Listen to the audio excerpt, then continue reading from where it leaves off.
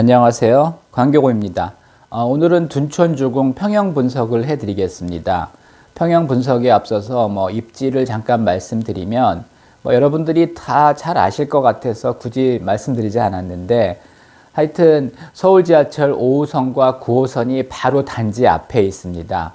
5호선은 이제 둔촌동역이고요.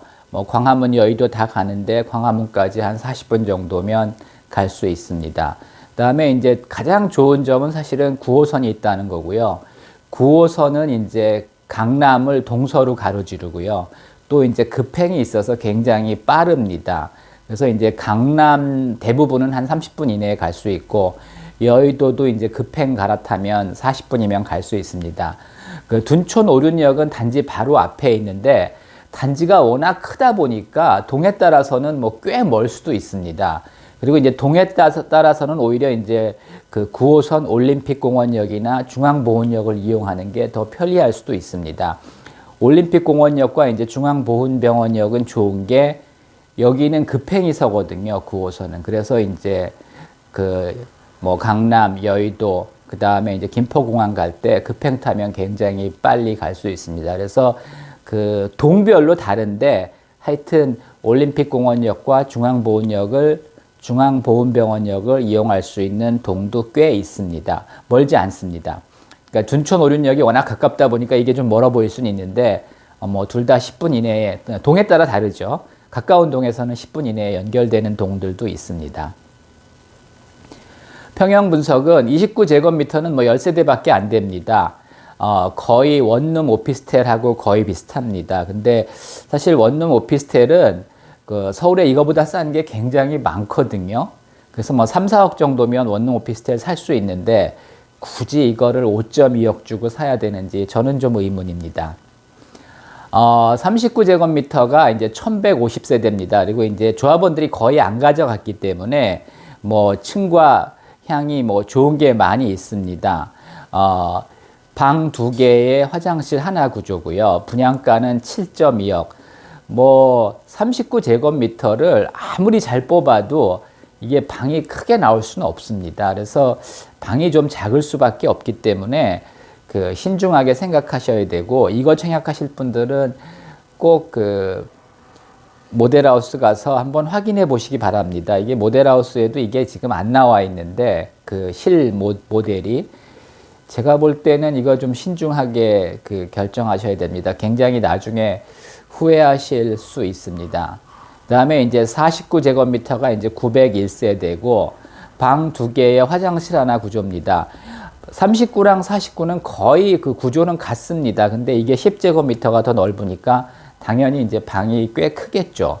그렇다고 그게 크지는 않습니다. 그래서 49제곱미터도 방 2개가 그렇게 크지는 않는데, 여기는 그래도 이제 붙박이장을 해도 들어갈 수 있기 때문에 훨씬 더 39보다는 훨씬 좋다고 얘기할 수 있습니다. 59제곱미터가 이제 1488세대인데, 59제곱미터는 조합원들이 가져가긴 가져갔는데 이렇게 많이 가져가진 않았습니다. 그래서 이제 좋은 것도 꽤 있고요. 방 3개에 이제 화장실 2개 구조고, 59A가 구조도 좋고 3베이, 3룸, 그 다음에 마통풍 구조고요. 936세대가 있습니다. 제가 볼 때는 둔촌주공에서는 이게 그래도 제일 낫습니다. 가격도 12억 이하에서 이제 중도금 대출도 가능하고요. 구조도 괜찮고 세대수도 꽤 많습니다. 그래서 저는 59제곱미터를 강력하게 추천합니다. 84제곱미터가 1237세대가 있지만은 사실은 좋은 것들은 다 조합원들이 가져갔고요. 방 3개, 이제 화장실 2개 구조인데, 알파룸이 있는 것도 있습니다. 그래서 구조는 84A가 가장 좋은데, 84A는 조합원들이 거의 다 가져가가지고 저층만 좀 남았습니다. 209세대가 있지만 대부분 저층입니다. 그래서 사실은 84A 청약은 신중하게 하셔야 되고, 84D와 이제 84E가 이제 세대수가 꽤 되고, 구조도 그런대로 괜찮습니다. 물론 84A가 판상형이 더 좋습니다. 제 영상을 보신 분들은 잘 아시겠지만, 제가 사는 아파트가, 84D랑 비슷한 구조입니다. 거의 비슷합니다. 근데 괜찮습니다. 단지 이제 여름에는 이 84A 같이 맞통풍 되는 게 훨씬 시원하고 에어컨 안 틀어도 시원하죠. 근데 이제 84D는 여름에 조금 더울 수 있고 환기가 약간 취약한 부분은 있지만 뭐 이렇게 사는데 크게 지장은 없습니다. 제가 사는 광교는 이런 84D 같은 타워형 그런 맞통풍이 안 되는 그런 구조가 굉장히 많습니다. 그리고 이제 왜 이렇게 84D가 많냐? 사실은 적은 공간에 많은 세대수를 넣으려면은 이렇게 이제 판상형을 많이 넣을 수가 없습니다. 그래서 이제 84D, 84E 같은 형이 많은데 하여튼 한국 사람들은 기본적으로 이제 판상형 맞통풍 구조를 좋아합니다. 근데 이 타워형도 뭐 사는데 크게 지장은 없습니다. 84D가 188세대 있고요. 제가 볼 때는 괜찮은 것 같습니다. 층도 좋은 층이 많습니다. 그 다음에 이제 84제곱미터 중에는 84E가 이제 세대수가 제일 많습니다. 563세대고요. 요게 이제 앞집하고 그 주방에서 서로 마주보고 있어서 좀 뭐 사생활 침해가 되는 거 아니냐 이제 이런 논란들이 있는데 대신 이제 이게 주방에서 환기가 잘 되는 구조입니다. 그래서 좀 사생활은 침해될 수 있지만 이게 환기가 잘 되는 구조이기 때문에 그렇게 나쁘진 않고요. 요즘은 이제 필름이 많지 않습니까? 그래서 사실은 필름 붙이면은 뭐 서로 이렇게 마주보고 이렇게 사생활 침해 뭐 그렇게 크게 문제되지는 않습니다. 물론 A가 더 좋습니다. 근데 A는 저층이기 때문에 사실 저는 아파트는 저층보다는 고층이 낫다고 생각하거든요. 그래서 사실은 84D나 84E가 뭐 괜찮다고 생각을 합니다. 근데 이제 여기가 분양가가 12억을 초과하기 때문에 중도금 대출이 안 됩니다. 그래서 좀 신중하게 청약을 하셔야 됩니다.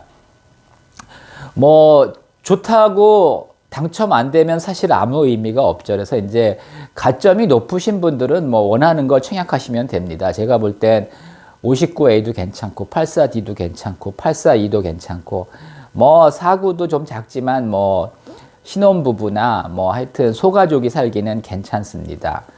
근데 이제 고가점이라는 게 이게 이제 몇 점이냐? 제가 볼 때는 하여튼 60점대 초반은 넘어야 당첨 가능할 거고요.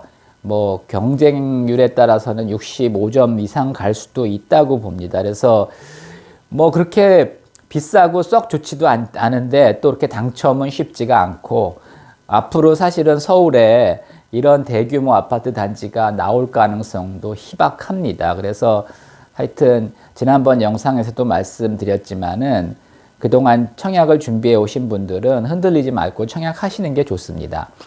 그 다음에 이제 저가점자들은 이런 거 넣어가지고는 당첨될 가능성이 없습니다. 그리고 뭐 특히 40점, 50점대이신 분들은 이런 거 넣으면 떨어집니다.